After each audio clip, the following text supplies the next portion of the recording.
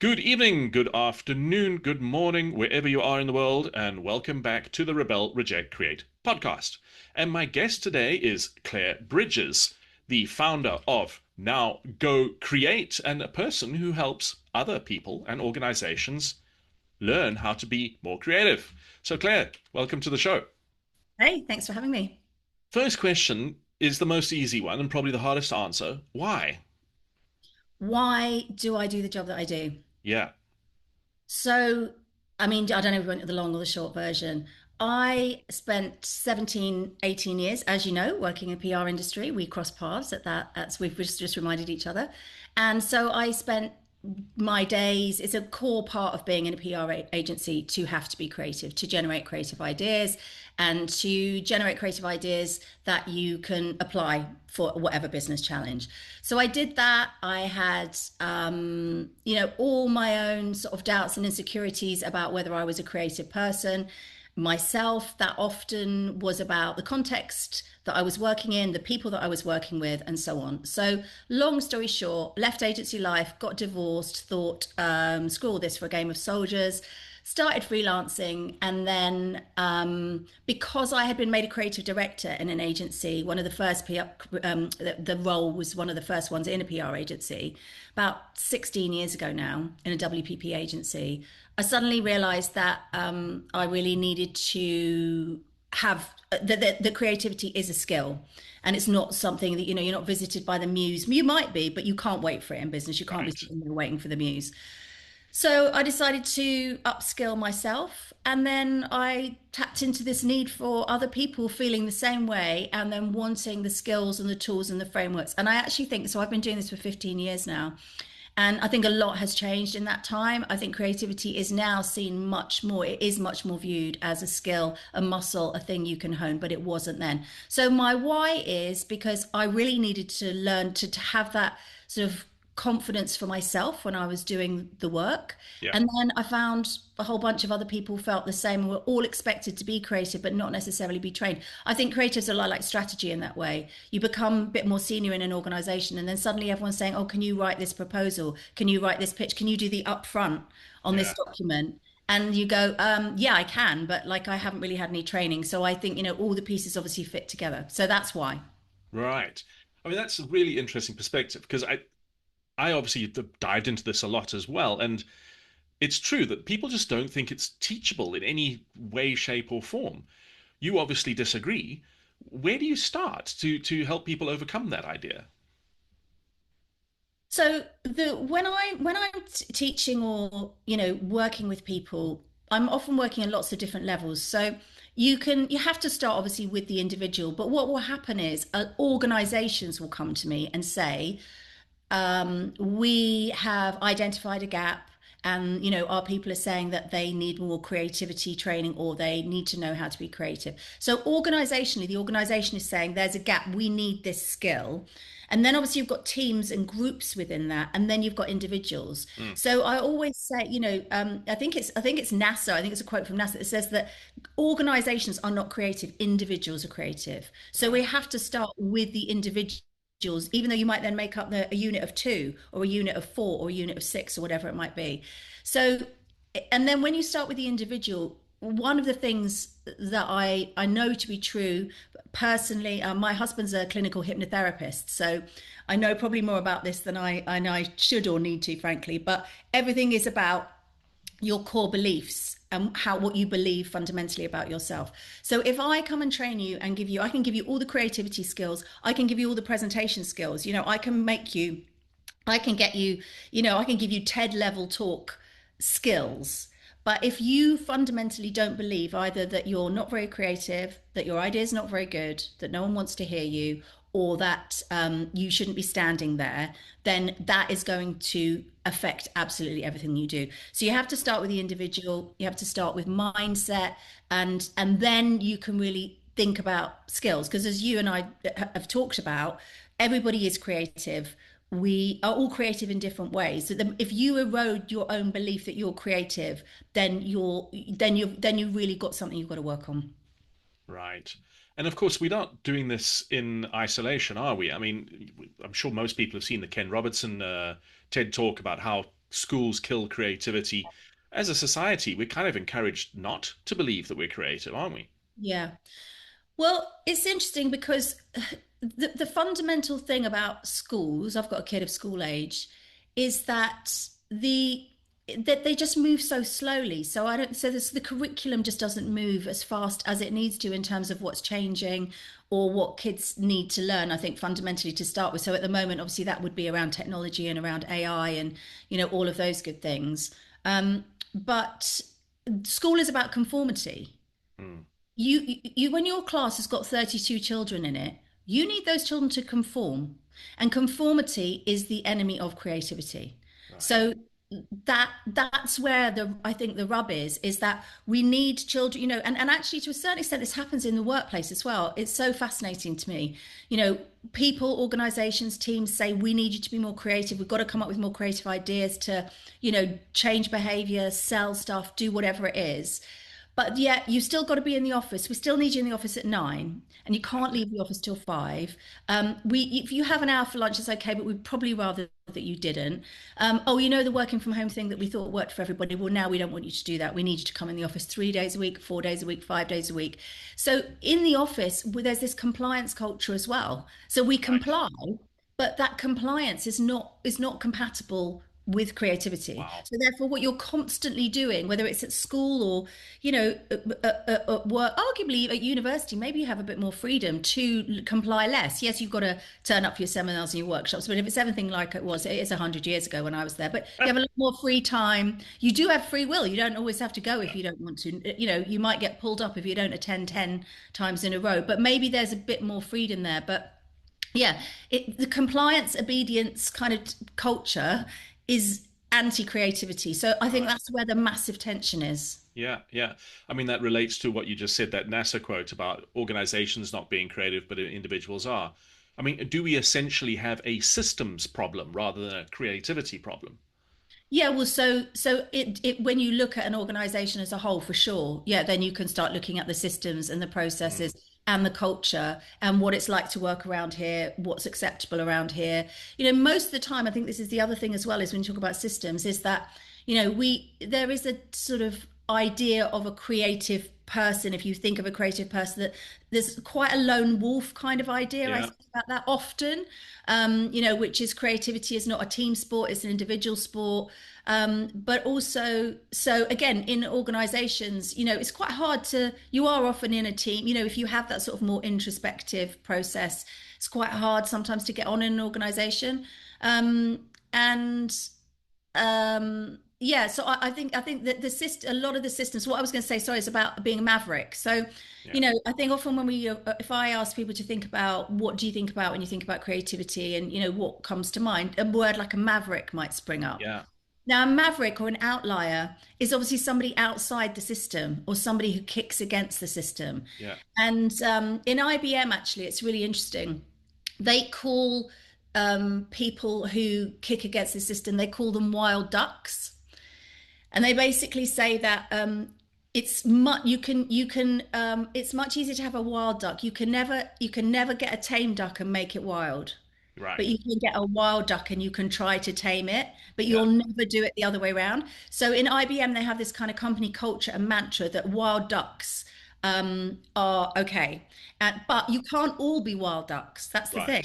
right. Because if you had a team of people who are just running around doing whatever they want on their own time frame, like not complying to the rules or kicking against the rules all the time, it would be anarchy. So Yeah, this is the tension again that we have in organizations, which we want people to be creative, we want them to think differently, we want them to think outside the box, which is the classic yeah, definition of creativity. We want them to kick against the constraints and the rules, but by the same token, like I say, we need them not to do it too much or only when we ask and yeah, not at other times. And maybe only when we ask, when we get into a room and have a brainstorm and say, right now go wild. yeah, yeah. So Turn it on now. yeah, turn it on, bang now. But that turning it on is a mindset. It's not a thing you do in a room unless you bring that into the room.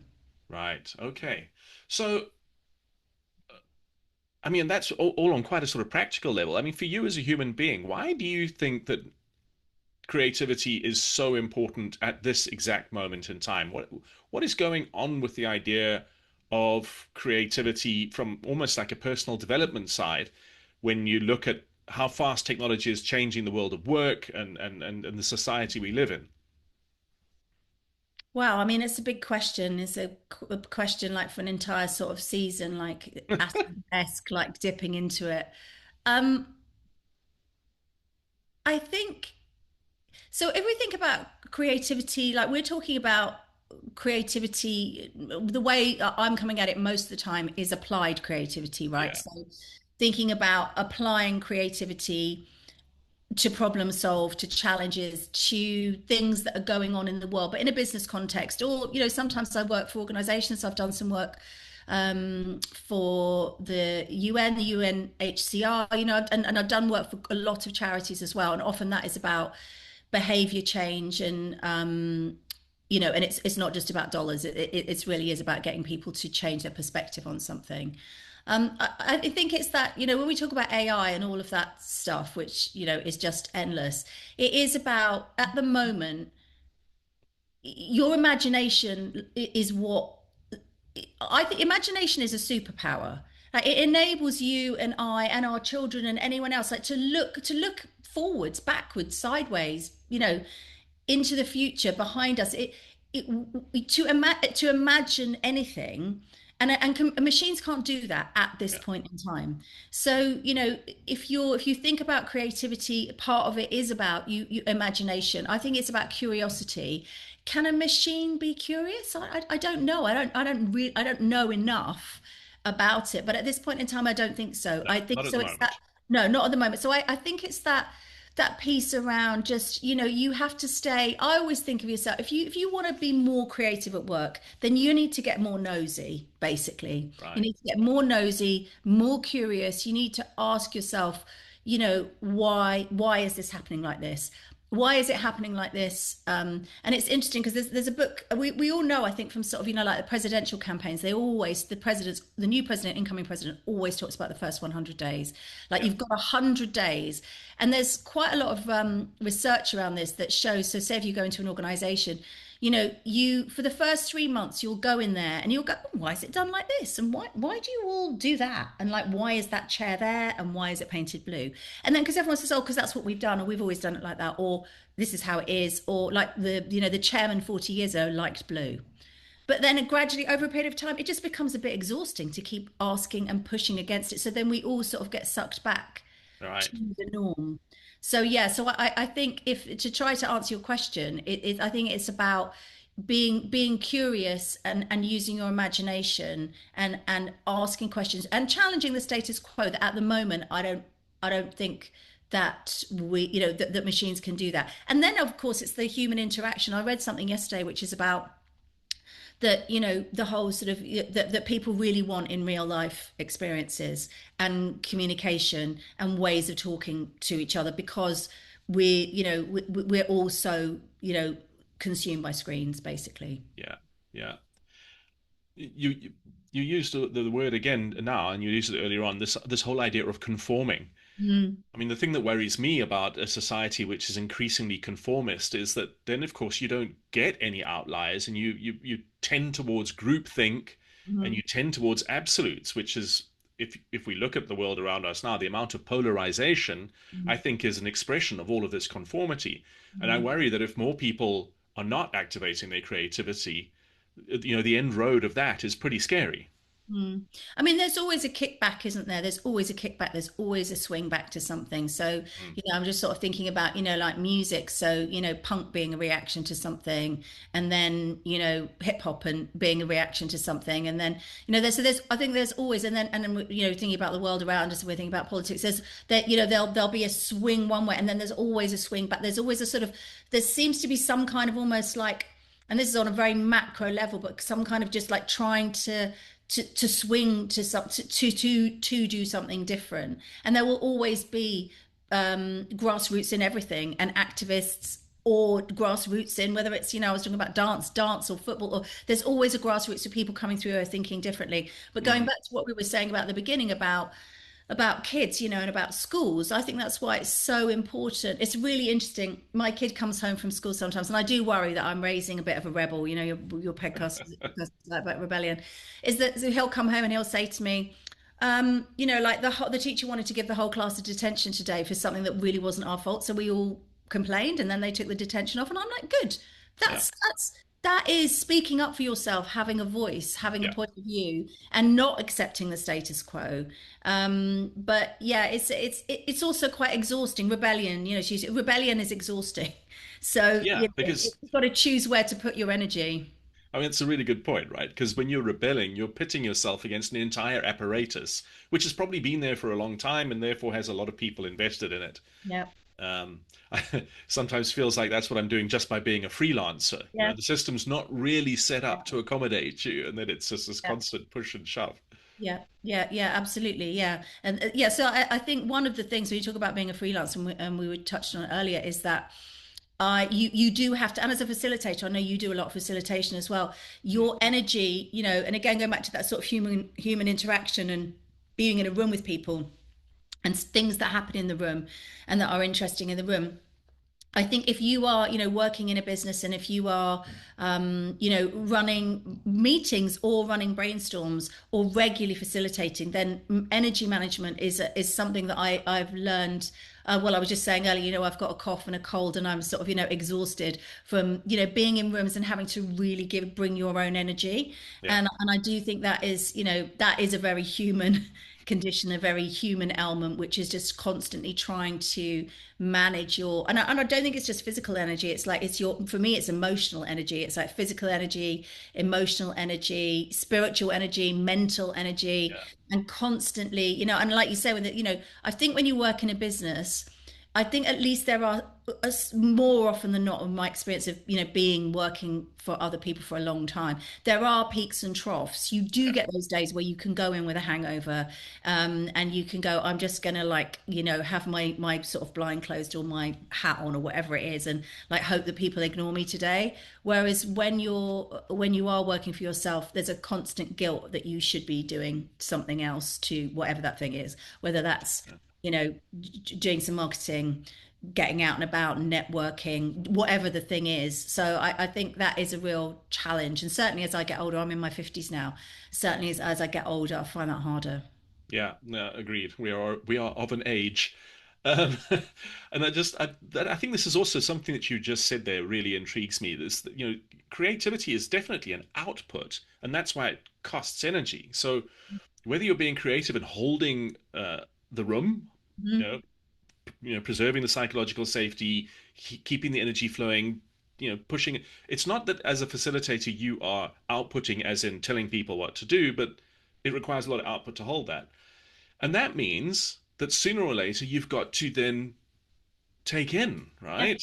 yeah. You've got to Uh, refill your own cup. Yeah, for sure. Right. So what do you do to refill your cup? So I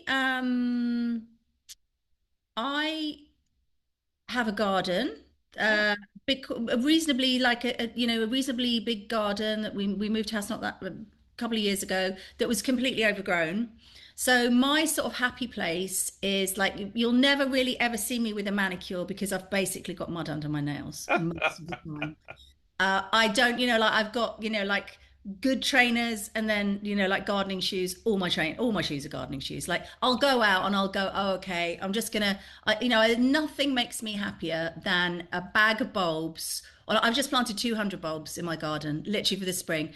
Nothing makes me happier than just getting out. It's just obviously all the stuff, being outside, the green, the silence. Sometimes I have the radio on, and then I think it's Audrey Hepburn who said to believe a garden to believe to grow a garden is to believe in tomorrow, basically.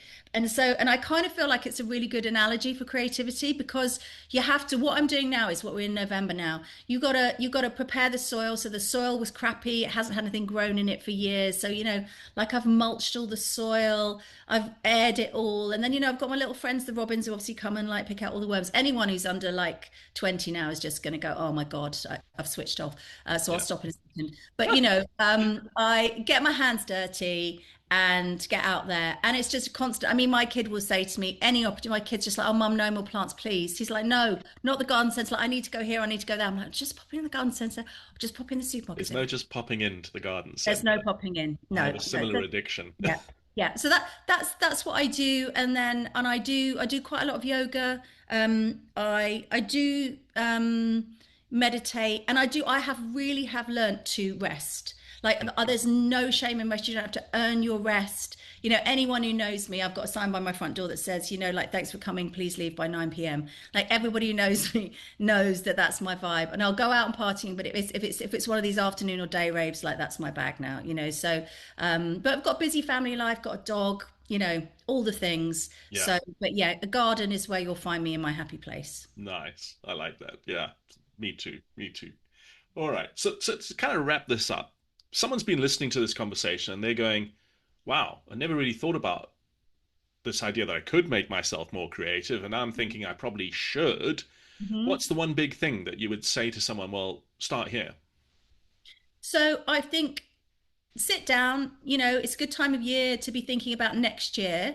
I think about what you want, right, for yourself. So if you're working, think about, what's your big hairy, you might have heard of BHAG. So Yeah. what's your big hairy audacious goal for 2026? What is it? What do you want? Forget about what's possible, what everyone says you should do. Just like really sit with yourself. I've got a candle lit here today. Like, I'm a big fan of just sort of trying to sort of center yourself. Just sit down, cup of tea, cup of coffee, whatever does it for you, and take 10 minutes for yourself and say, in 2026, what do I want for myself in my work life? Now, obviously, you can go off and do this for your personal life. That's a whole Yep. nother thing.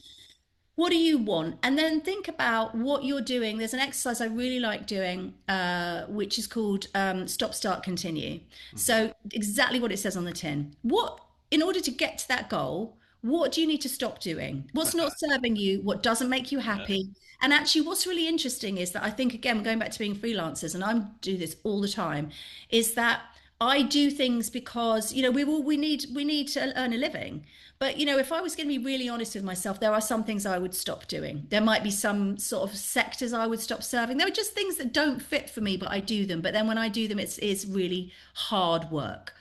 What would I stop doing? What would I start doing? Like, what would I really like to be doing that I am not doing now? Now, if you're in a job, if you're working for somebody else, maybe that is, I've been coaching someone recently. Maybe that is that, you need to, that this person's quite introspective, quite internal, and is not the sort of person she's incredibly talented, but not good at putting herself forward for things. So what she needs to start doing is think about saying, yeah, can I do that? I know I can do that. Or not just saying, not asking for permission to do it, but just saying, I'm doing that. So, what should you start doing to help advance you towards your goals? That might be a promotion. It might be, a real sort of values based thing, doing less of something, doing more of something. And then could you continue doing? What's working for you? And what do you love doing? And I think those two things, having a goal like that North Star for yourself, Yeah. people talk so much, don't they, David, about like purpose. Yeah. And I love Mark Manson. I don't know if you read any of his Yeah. stuff. Yeah. Purpose is like a big, fat, chewy, horrible world. I don't know what my purpose is in life. I don't know about you. I really wish I did. But, I'm still trying to figure that out. So I think you don't have to know what your purpose is, but you can have a sense of what you want, and then you've got to try to figure out how you're going to get there. And I think that other quote, which is, if you don't know where you're going, any road will get you there. So I Yeah. really think it's that. So if your goal is to be more creative, to have more creative opportunities, to produce more creative work, to generate better ideas, to be seen as the go-to person in your organization, if that's your goal, then how are you going to get there? And then just think about, if you want to go a bit deeper, there's a brilliant woman called Byron Katie, and it sounds like I've got that the wrong way around, but you've probably come across Yeah. her. And she does this amazing one page process, which is sort of CBT light, if anyone's listening and they know cognitive behavior therapy. And she's just called the work, and it's just literally like what really thinking about, going back to when we were talking about the beginning about beliefs. What do you believe about yourself? And again, what's serving you? And what is true? We tell ourselves so much stuff in our heads that is not true. And so it's knowing we've all got that inner voice, that inner monologue. It's there all the time. But is that serving you? What are you saying to yourself? And then perhaps try and think about, I'll just give a final example here is I always, if I'm quite clumsy, I'm always dropping the trowel on my toe, banging into a table. And I'll say to myself in my head, "Oh, you clumsy cow." Yeah. I wouldn't say that to my kid. No, We wouldn't say those things. So we just have to have a bit more sort of compassion for ourselves as well in that process. And then just, do the best we can every day, show up, do the best thing you can do. that's brilliant. Claire, thanks so much for your time. It's been awesome chatting to you and catching up a bit. And thank you for your insights. Yeah, it's been lovely. Thanks, David. Lovely to speak Thanks. to you. And then for all of you who've been listening and watching this, if you want to know more about Claire Bridges and her work, check out all the links in the show notes under this video, or if you're listening on Spotify, in the show notes there, and you can click through and check out the really good work that she is doing. So, to all of you out there listening, don't forget to rebel against the status quo, reject your own assumptions, and create more room for yourself to create. Until next time.